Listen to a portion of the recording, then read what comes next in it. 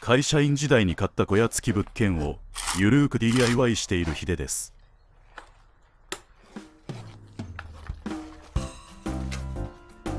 現在やっているのは境界ブロックの自作です。自作といっても U 字工にコンクリートを流し込んで重くしただけのものです。雑草だらけの敷地の草刈り負担を軽減させるべく、倉庫前のおよそ88平米を採石敷きにしました。その境界部分に見切り材として使うブロックを作っています。地面に高低差があって土留め要素が必要なので U 字工を使うことにしました。 U 字工はサイズがたくさんあっておよそ3センチ刻みになっています。大きさの割に軽いので車への積み下ろしなども楽です。その分コンクリートの充填という手間がかかりますが、そのまま使うことも考えましたが、重い方がド圧に耐えそうだと思い充填することにしました。というわけで今何しているかと言いますと、充填する際に使った蓋の部分を必死で外そうとしています。この部分は単なる平面ではなく取っ手のような形状になるようにしてあります。その形が悪いせいで取り外すのに毎回苦労しています。とはいえ一番初めに作ったブラクイ材の蓋よりはマシです。長方形に作ったせいで取り外すのにとても苦労しました。何をしても外れなくて蓋を破壊しドリルで穴を開けたりしました。バールでこじったりプライヤーで引っ張ったり、最後は充填したコンクリートが U 字工から外れる始末。現在は SPF 材に理系材を塗って使っています。ようやく外せました。もう少し改善が必要そうです。少しくぼませて持ちやすいようにしてあります。反対側も外してみます。えらくてこずったので早送りで。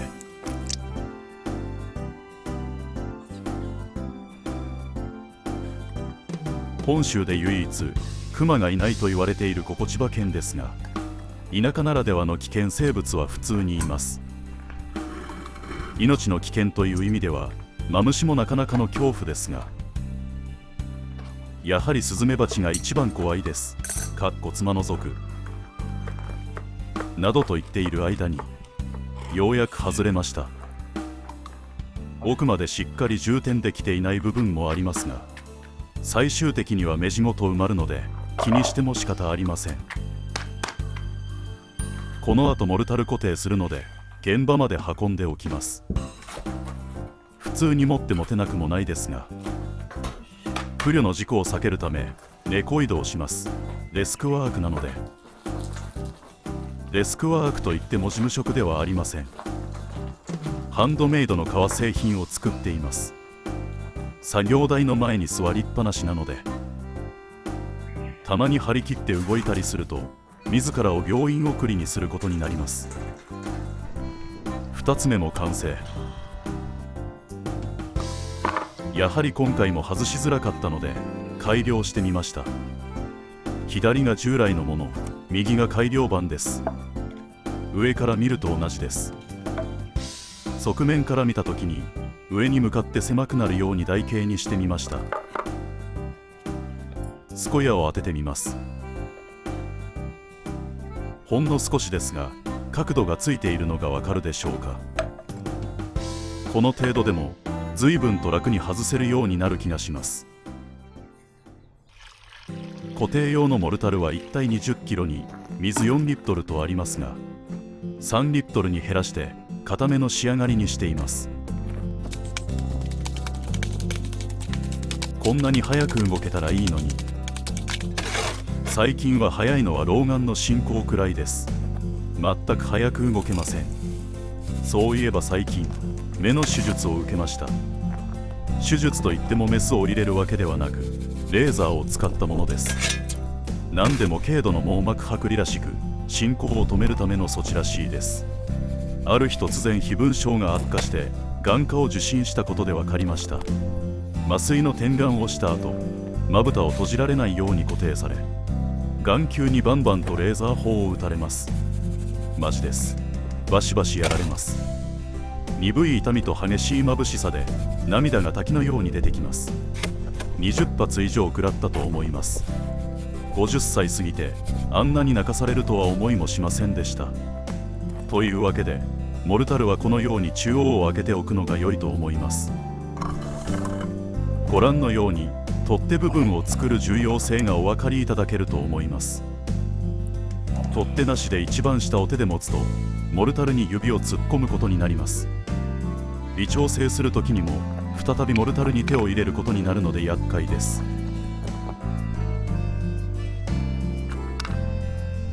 モルタルが少なかったみたいで高さが足りませんでした。一旦外してモルタルを追加します。再び固定します。デスクワーカーにはハードな作業です。でも運動不足解消のためと言い聞かせ日々作業をしています。怪我だけしないようにしたいです。最近は作業前に必ず準備運動をするようにしているのですが、いきなりやると筋を痛めて作業できなくなるという軟弱さです。何のための準備運動か分かりません。準備運動のための準備運動が必要な日です。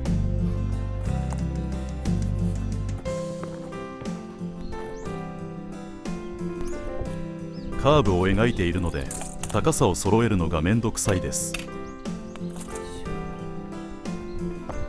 足で踏みつけるのが一番楽かも。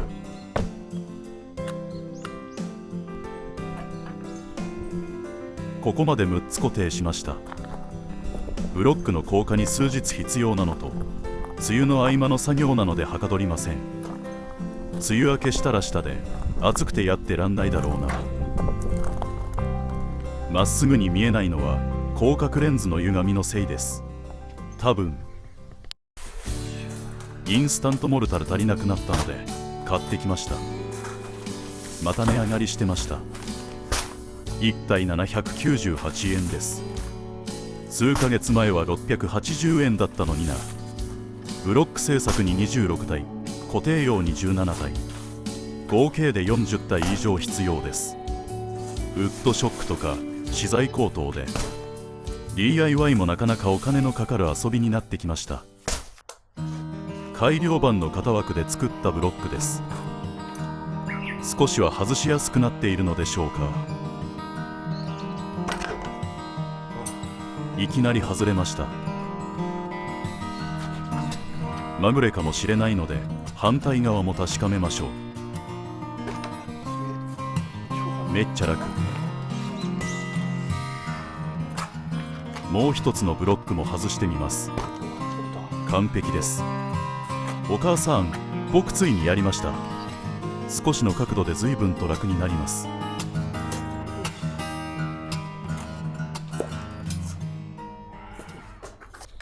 3週間ほど前に米ぬかで作ったぼかし火です。カキ殻石灰を入れて発酵させていました。開ける前から甘酸っぱい匂いがしています。この匂いでうまくできているのがわかります。見た目も触った感じもバッチリです。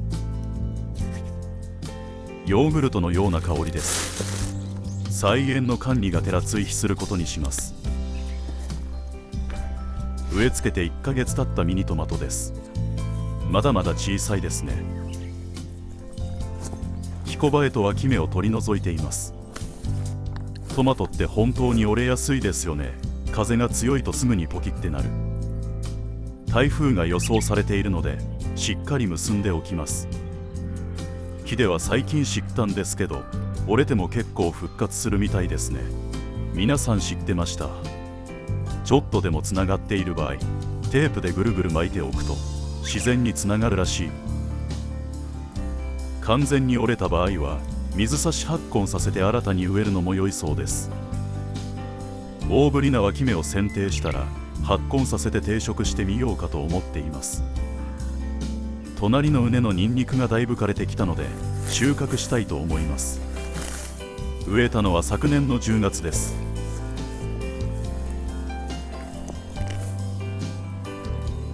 小さいけどこんなものかな。スペイン産の紫のニンニクを探したけど見つからなくて、家庭種というのを植えました。その前はジャンボニンニクを植えてました。ジャンボニンニクは大きいので収穫時の喜びも大きいです。ただし加熱すると柔らかく崩れるので料理を選ぶ感じがします。ジャンボは香りはニンニクですがネギの仲間なんですよね。スペインバルでバイトしていた日では教わったペペロンチーノが好評で自宅でもたまに作ります。